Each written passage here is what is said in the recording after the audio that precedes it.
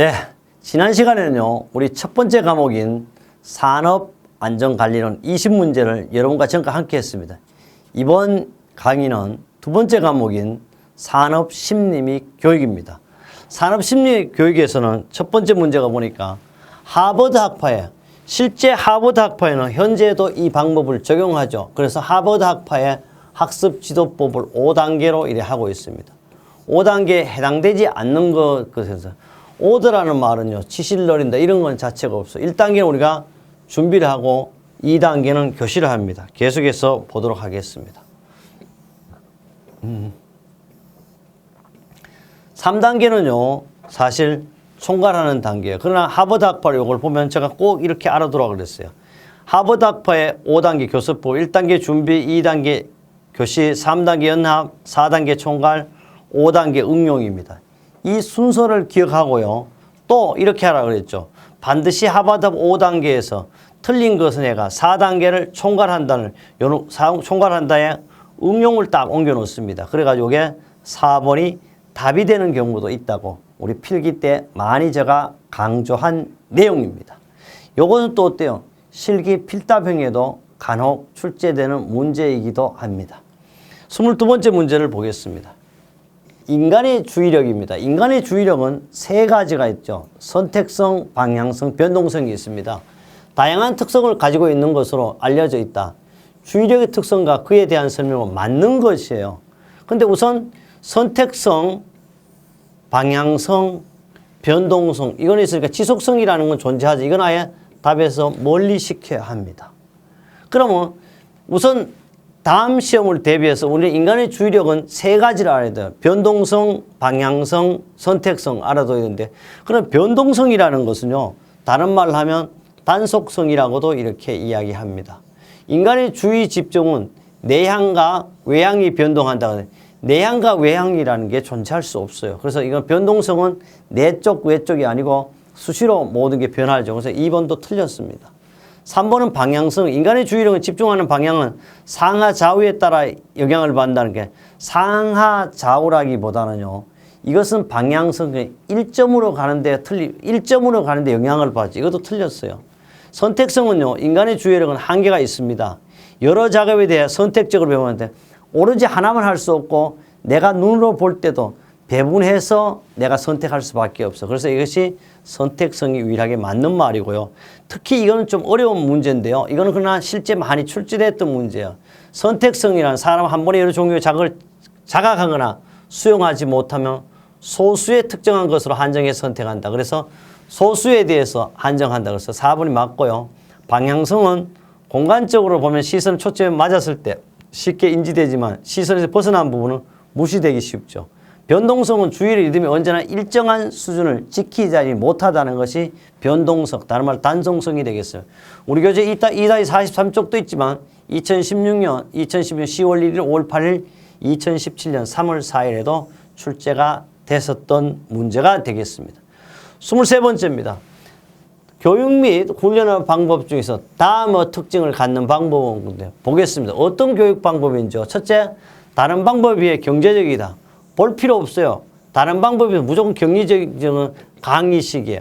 그 옛날에요. 지금도 학교가 마찬가지예요. 실업계 고등학교에 제외한 나머지는 선생과 뭐만 있으면 된다? 분필만 있으면 돼요. 그래서 우리 교육의 3요소를 한번 해보겠습니다. 교육의 3요소는요. 바로 3요소는 주체가 누구예요? 주체는 강사예요. 강사.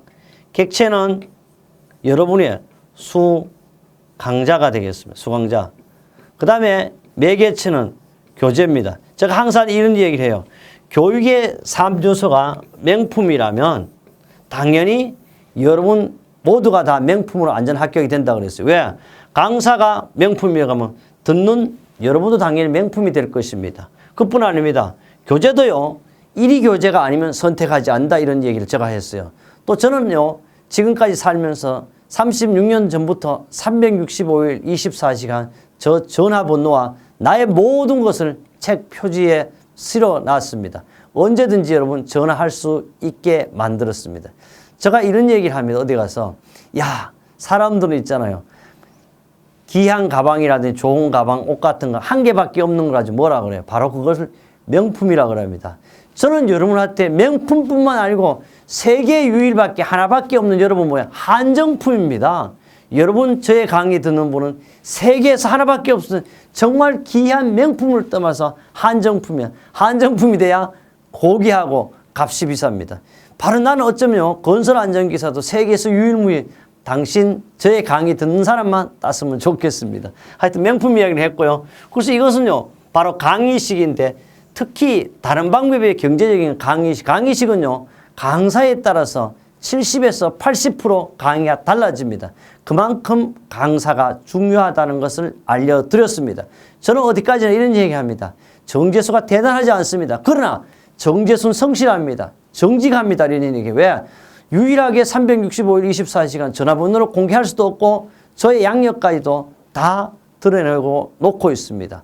또 혼을 바쳐 강의하겠다 그런 얘기했습니다. 제가 박사, 안전 쪽의 박사지 만물 박사는 아닙니다. 그러나 특히 강의할 때도 열심히 공부해가지고 여러분이 이번 시험에 합격할 수 있도록 강의하고 있습니다. 그래서 여러분과 제가 마음이 통하는 것도 뭐다? 소통이 되고 있습니다. 그래요. 이거는 볼 필요 없어요. 다른 방법의 경제적이다 그러면 벌써 답이 나왔어요. 강의식입니다. 교육 대상 집단 내 수준차로 인해 교육 효과가 감소할 가능성이 있고요. 상대적으로 피드백은 부족하죠. 강의식. 그러나 저는요, 이 강의식을 하고 있지만 여러분이 저에게 어때요? 언제든지 물을 수 있게 피드백 되기 위해서 017-321-2787 전화번호를 여러분한테 보여주고 있습니다. 볼 필요 없어요. 답은 1번 강의식이겠죠. 예. 강의법은 다른 방법의 경제적이고 뭐 쭉 안 봐도 바로 했던 내용이 되겠습니다. 24번째입니다. 심리검사입니다. 우리 집은 과목이 산업심리 및 안전교육입니다. 심리검사의 구비요건이 아닌 것은 심리검사에도 사실 표준화가 있어야 돼요. 그래야만이 A와 B를 표준을 놓고 비교할 수가 있습니다. 또 믿을 수 있어야 된다. 아니 신뢰성이 없으면 안 돼. 우리 여러분도 있잖아요. 저희 강의를 듣고 야 정재수 강의 정도면 합격할 수 있다는 신뢰가 있어야 합니다. 셋째, 규격화가 돼 있어야 된다. 이건 안 돼요. 심리는요 사람의 마음을 연구하는 학문인데 바로 사람의 마음을 있지 않습니까? 똑같이 만들어갈 규격화할 수도 없습니다. 이건 답은 벌써 3번으로 나왔어요. 그 다음에 타당성이 있어야 돼요. 이런 것이 심리검사의 구비요건인데 심리의 구비요건은 표준화, 객관성, 신뢰성, 규준이 있어야 되고 타당성이 있어야 하겠습니다. 이렇게 나왔다는 것을요 증명하고 있습니다. 25번째요. 스트레스입니다.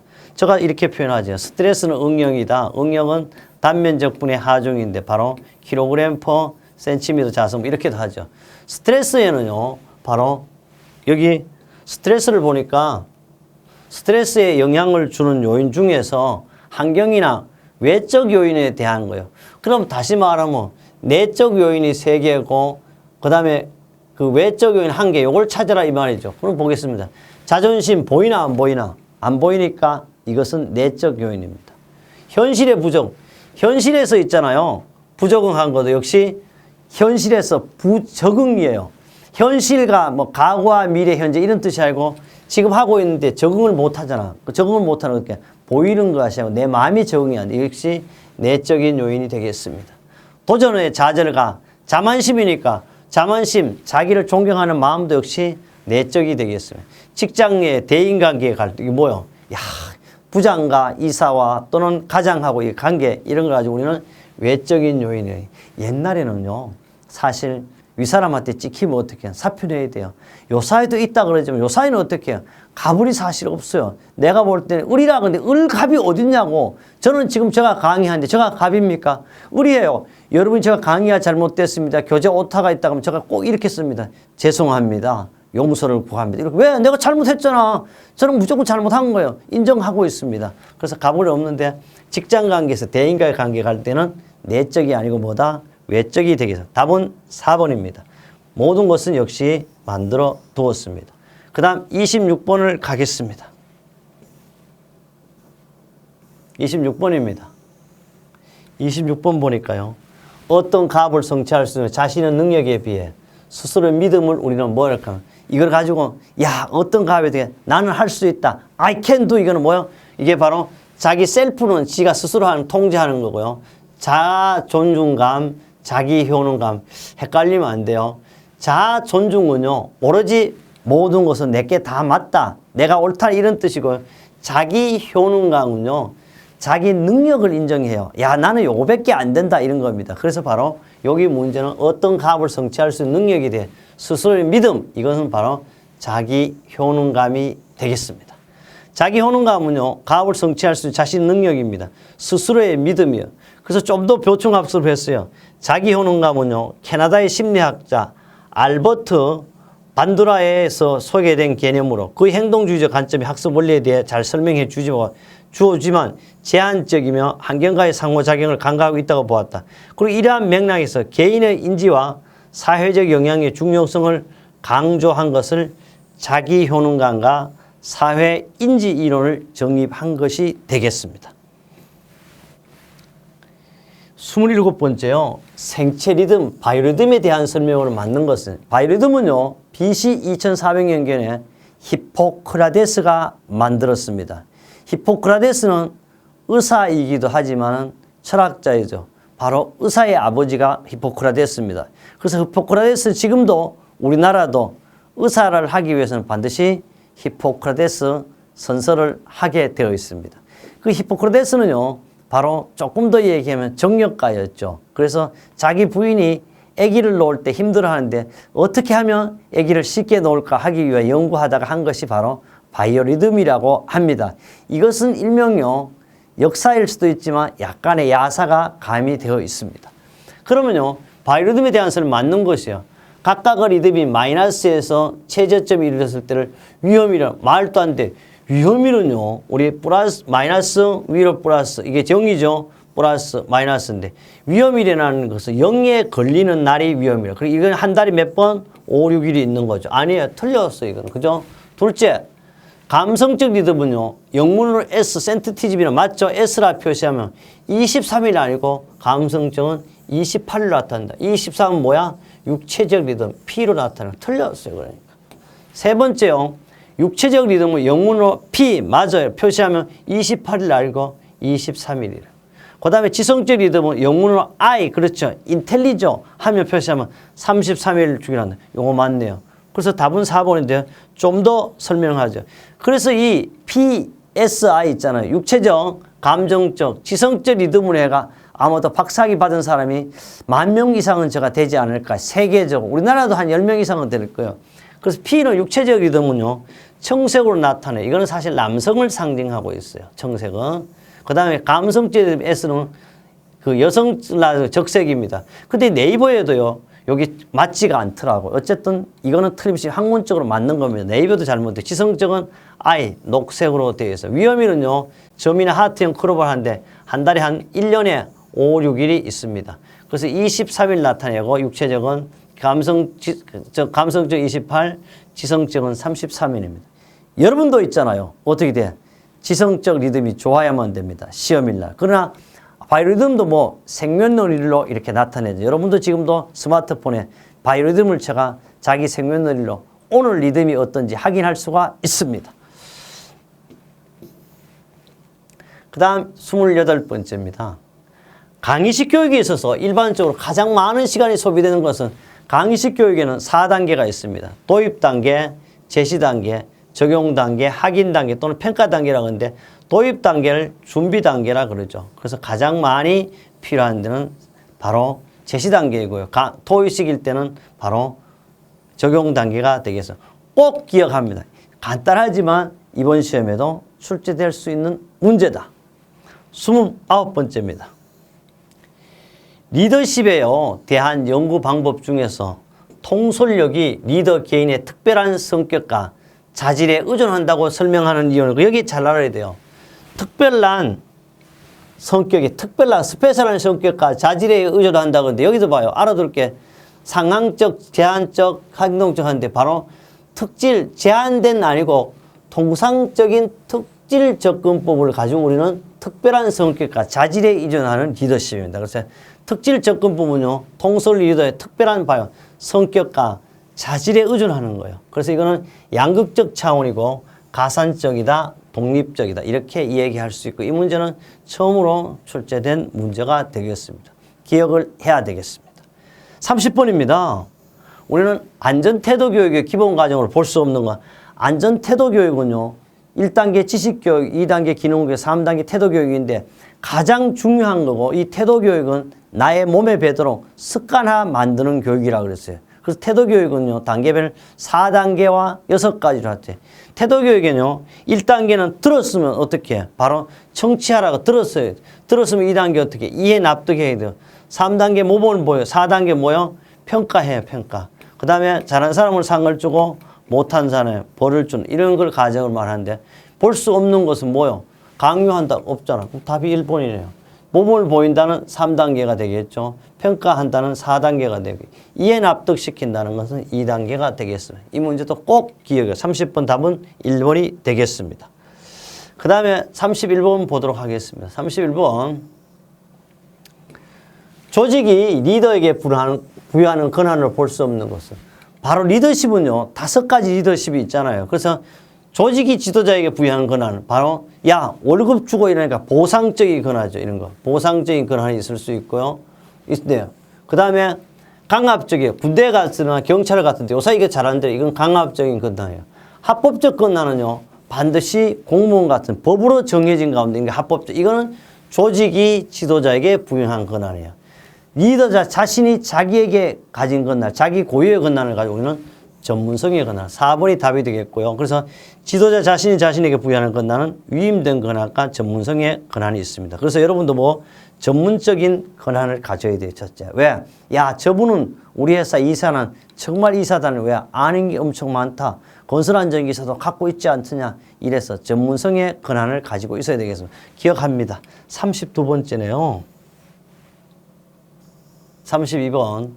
대상물에 지름길을 사용하며 판단할 때 발생하는 지각의 오류가 아닌 것은 지각의 오류는요. 뭐 후각 효과, 최근 효과, 결론 효과, 초도 효과가 있는데 여기서 알아둘 게 있어요. 대상물에 대한 지름길을 사용해요. 지름길이에요. 사용하면 판단할 때 발생하는 지각은 지름길을 판단하고 있는 걸 가지고 뭐냐 하면 지가 먼저 결론을 내놔버려. 그래서 이걸 가지고 우리는 결론 효과라고 그럽니다. 이게 답은 3번이고요. 지각의 효과의 대표적으로 후광 효과는 해석적 과정에서 발생하는 거고 간대화 경향은 관찰당에서 발생하는 거고 그 다음에 중심화 경향은 관찰당에서 발생합니다. 어쨌든 대조 효과는 관찰에서 발생하는데 요 문제에서는요. 대상물의 지름길을 사용 판단할 때 발생하는 지각의 오류를 가지고 우리는 결론 효과고 이 문제는요. 역시 처음으로 이번에 출제됐던 문제가 되겠습니다. 그 외에도요, 최근 효과는 뭐 관찰 단계, 초도 효과는 첫머리 효과, 주관적 투사, 그 다음에 시각적 방화, 뭐 이런 것들을 참고적으로 봐두시면 되겠습니다. 처음 문제이기 때문에 많이 했습니다. 그 다음에 33번째는 엔드입니다. 라고지 모델에 기초한 학습 자료 중 성인의 특징과 거리가 먼 것은 다시 이런 걸 뜻을 잘 몰라야 돼요. 성인 교육의 특징과 거리가 먼 것은 여러분이 성인이잖아요. 성인 교육의 특징과 거리가 먼 것은 생각해 보면 돼요. 첫째, 성인들은요. 타인 주도적 학습을 선호한다는데 야 성인이 남들이 하는 걸 본보려고 하는 누가 자기 주도지 자기 주도. 그거 틀렸어요 벌써. 딱 붙어. 성인은요. 타인 것을 원하지 않습니다. 내 걸 원합니다. 여러분도 여러분이 자격증을 따는 걸 원하지 옆집 아이가 따는 걸 원합니까? 내 아들이 따는 걸 원하죠. 그래서 바로 자기 주도죠. 틀려 1번이 답이고요. 성인들은요. 가제 중심적으로 학습하고자 하고요. 성인들은 다양한 경험을 가지고 학습에 참여합니다. 성인들은 왜 배워야 하는지에 대해서 알고자 하는 많은 욕심을 가지고 있습니다. 그래서 여러분도요. 왜 건설안전기사 따야 되는지 이런 걸 잘 가지고 있습니다. 그게 바로 성인의 특징이 되겠죠. 그래서 앤드라고지는요. 바로 모델의 성인의 특징은 성인들은 자기주도적 학습하고 하고요. 성인들은 많은 다양한 경험을 가지고 학습에 참여하고 성인들은 왜 배워야 하는지에 대해 알고자 하는 욕구를 가지고 있고 성인들은 가제중심적으로 학습하고자 합니다. 성인들은 학습을 하려는 강한 내적과 외적 동기를 가지고 있습니다. 조금요, 앤드라고지의 어원은요, 그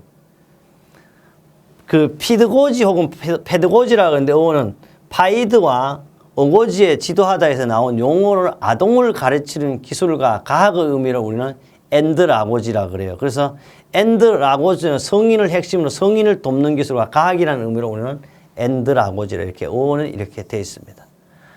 34번째입니다. 안전교육의 목적과 거리가 먼 것은 안전교육의 목적은 세 가지를 환경의 안전화, 경험의 안전화 이런 거는 존재하지 않습니다. 답은 2번이 벌써 나왔고요.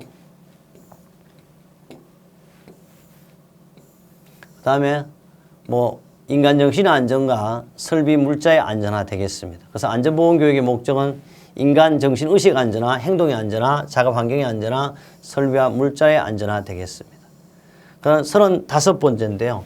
필요의 측정 방법이 아닌 것은 필요는요. 생리적인 측정 방법이 있고요. 심리학적 측정 방법이 있고 물리학적 측정 방법이 없어요. 생화학적 방법 등이 있습니다. 36번째는 스트레스에 대한 설명으로 틀리는 것입니다. 스트레스는요. 사람이 스트레스를 받게 되면 감각기관과 신경이 어떻게 열받으니까 당연히 어떻게 예민해지게 되어 있습니다. 두 번째요. 스트레스 수준이 증가할수록 수행 성과는 일정하게 감소한다. 이거는 반드시 스트레스 받아도 열받으니까 안 해버려요. 급격히 감퇴하게 되어 있어요.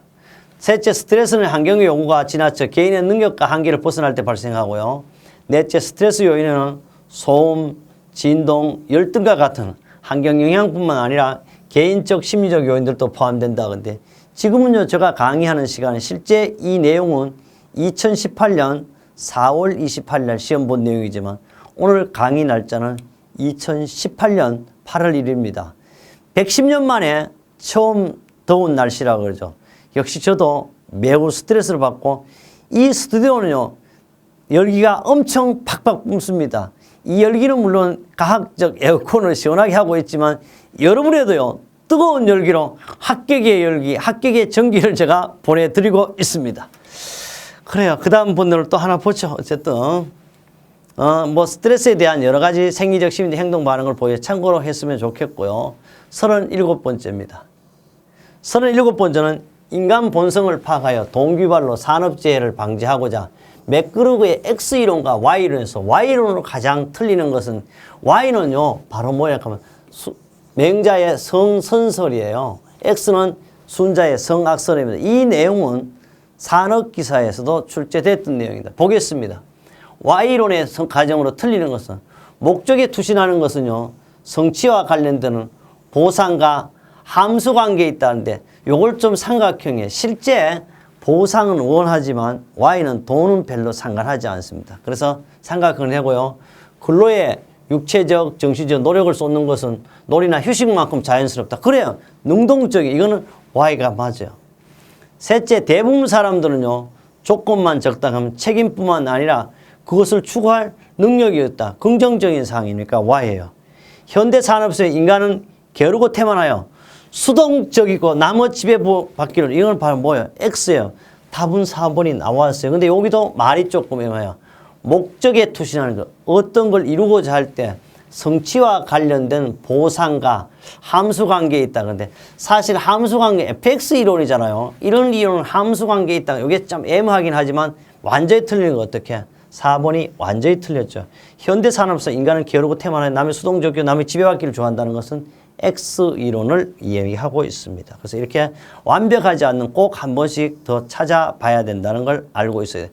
X이론과 Y이론을 비교 설명하는데요. 굳이 보지 않더라도 여러분 다음 문제에서 틀림없이 잘 맞출 거라고 믿습니다. 그 다음에요. 38번째입니다. 38번째는 교육심리학에서 일반적 기억 과정의 순서를 나열한 것은 기억에는요. 반드시 기명을 하고 파지를 하고 재생을 한 다음에 재인 순서죠. 이 역시 3번인데요. 하여튼 기억의 과정 3번 역시 변하지 않습니다. 답은 3번이었습니다. 39번째입니다. 안전교육 중 지식교육의 교육 내용이 아닌 것은 지식은요. 우리 교육의 3단계 중 1단계가 지식교육이에요. 알고자 하는 개념을 가리키는 게 지식이죠. 지식교육의 교육 내용이 아닌 것은 첫째 지식교육은요. 어떤 것인가? 안전규정 숙지를 위한 교육. 요거는 맞죠. 안전장치 관리 기능에 관한 교육. 기능이 나오죠. 요거는 바로 2단계인 기능교육에 적합한 거예요. 답은 나왔어요. 기능 태도 교육에 필요한 기초 지식을 주입하는 교육이고요. 안전의식의 향상 및 안전에 대한 책임감과 주임을 위한 교육이 되겠습니다. 그래서 이것은 그 안전장치 관리 기능에 관한 경우는 기능교육에서 익히는 내용이 되겠습니다. 답은 2번이 되겠습니다. 네, 40분 문제인데 40분 문제는 두 번째 과목의 이제 마지막 문제죠. 꽤 어려운 문제인데요. 이게 갑자기 나와요. NIOSH라는 것은요, 바로 미국 국립산업안전보건연구원입니다. 미국 산업안전보건연구에서 직무 스트레스 모형으로 요인은 세부 항목으로 연결이 틀리는 것은 건데 이 요인은요, 직무 스트레스 요인을 만들어 놓은 겁니다. 첫째, 작업 요인에 속하는 것은 뜻이거든요. 작업 요인은 작업 속도에 속하게 되어 있어요. 조직 요인은요, 교대 근무하는 게 아니고 조직 요인은 역할 갈등이라든지 관리 유형이 하는 거예요. 관리 유형. 그래서 이거는 틀렸어요. 답은 2번이고요. 그 다음에 환경 요인은 바로 조명과 소음, 진동이 많습니다. 완충작용 요인은 대응 능력 또는 사회적 지지가 맞죠. 그럼 조금 이 내용을 보면요. NIOSH 직무 스트레스 모형은요. 첫째, 직무 스트레스 요인은 작업 요인에 대한 것과 조직 요인에 대한 것, 환경 요인에 대한 것, 그 다음에 또 개인적 요인으로서는요. 반응이 나타나면 심리적 반응이 쭉 나타나는데 여기서 다시 환경 요인에서는 조직 외 요인과 완충작용 요인이 있어요. 그래서 완충작용 요인은 대응 능력과 사회적 지지가 되겠습니다. 우리 이렇게 해서요. 두 번째 과목 산업심리 및 교육을 마무리했습니다. 다음 시간에는요. 세 번째 과목입니다. 세 번째 과목은 인간공학 및 시스템 안정화에 위해서 혼을 바쳐 여러분을요. 안전한 합격으로 모시겠습니다.